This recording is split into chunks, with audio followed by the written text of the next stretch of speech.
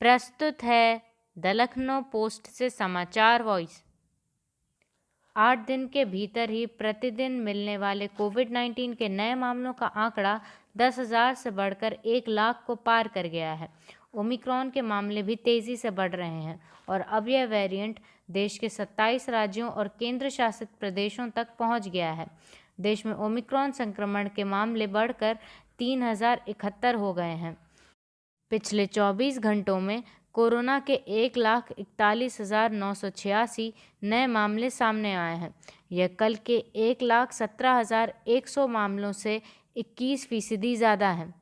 इस दौरान 285 और लोगों की जान भी गई है, जिसमें 189 मौतें अकेले केरल में हुई हैं। सक्रिय मामलों की संख्या भी 4.5 लाख को पार कर 4,72,169 हो गई हैं। महाराष्ट्र में 40,925 नए केस मिले हैं, जिनमें से अकेले मुंबई में ही 20,971 मामले शामिल हैं।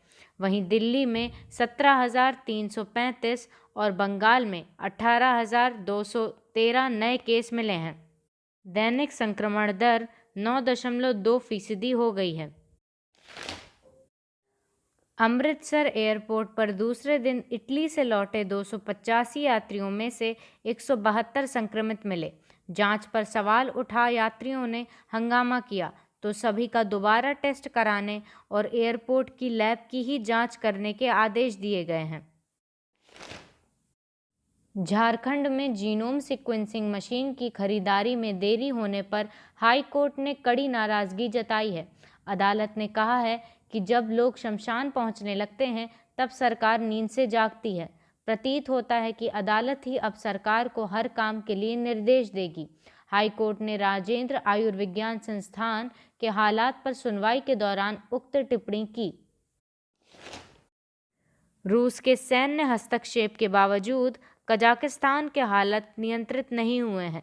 कजाकिस्तान के राष्ट्रपति कासिम जोमार्ट टोकायेव ने हिंसा में शामिल लोगों को बिना चेतावनी के गोली मारने का सुरक्षा बलों को आदेश दिया। राष्ट्रपति ने कहा कि हिंसा भड़का रहे लोग विदेश में प्रशिक्षित आतंकी हैं, इसलिए उनके साथ किसी तरह की दया नहीं की जाएगी।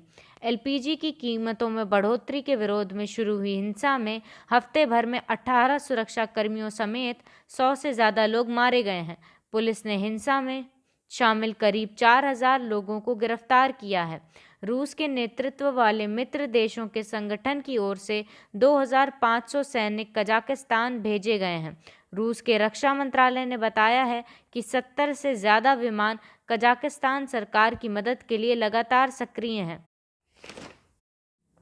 पूर्वी लद्दाख के करीब वास्तविक नियंत्रण रेखा एलएसी पर बने गतिरोध को दूर करने के लिए भारत और चीन की सेना के कॉर्प्स कमांडर 12 जनवरी को फिर से वार्ता करेंगे। सैन्य अधिकारियों के बीच यह 14वें चक्र की वार्ता होगी। मई 2020 से बनी गतिरोध की स्थिति में इस बार हॉट स्प्रिंग इलाके को लेकर वार्ता होगी।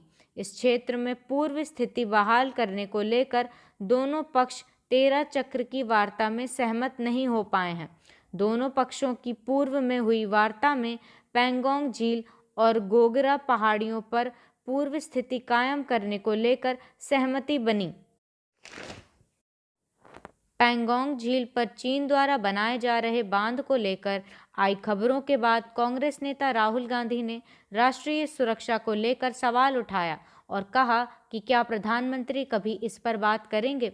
उन्होंने ट्वीट कर कहा है कि सीमाओं पर क्या हो रहा है, यह हमारी राष्ट्रीय सुरक्षा पर बड़ी चूक है। क्या प्रधानमंत्री कभी इस पर बात करेंगे। राहुल गांधी ने सीमाओं की सुरक्षा को लेकर प्रधानमंत्री की चुप्पी पर सवाल उठाया है। कानपुर के कारोबारी मनीष गुप्ता हत्याकांड की जांच कर रही सीबीआई ने लखनऊ की विशेष अदालत में आरोप पत्र दाखिल कर दिया है। आरोप पत्र में सीबीआई ने सभी 6 पुलिसकर्मियों को समान आशय से साजिश के तहत मनीष की हत्या करने और साक्ष्य मिटाने का दोषी बताया है। सभी हत्यारोपी पुलिसकर्मी इस समय गोरखपुर जिला कारागार में निरुद्ध हैं। 65 दिन तक चली जांच में सीबीआई ने घटना से जुड़े सभी आरोपियों समेत 30 लोगों का बयान दर्ज किया। गवाहों के बयान से पता चला कि मनीष गुप्ता की मौत पुलिसकर्मियों की पिटाई से हुई थी। नमस्कार, शुभ रात्रि।